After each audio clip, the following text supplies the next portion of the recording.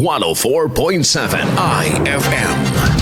Report! Inulunsad ang libreng Human Immunodeficiency Virus o HIV testing sa bayan ng Manawag sa pangunguna ng Rural Health Unit, lokal na pamahalaan at kolaborasyon sa grupo ng Pride Manawag. Ang naturang proyekto ay naglalayo na matulungan na mawakasan ang patuloy na lumalaganap na kaso ng HIV sa probinsya. Bukas ang tanggapan ng RHU Manawag tuwing araw ng Huwebes para sa pagpapaunlak ng libreng HIV testing. Makatutulong ang maagang pagpapatest sa HIV sa pag-monitor sa bilang ng mga nagpo-positibo at tuluyang mawakasan ng sakit. Patuloy din ang paghihikayat ng Pangasinan Provincial Health Office sa publiko na huwag matakot na magpa-HIV testing upang matigil ang stigma at agad na matulungan ng mga magpo-positibo sa naturang sakit. Kasama mula dito sa IFM Dagupan, ito si Idol Juana De Vera, Tatak IFM.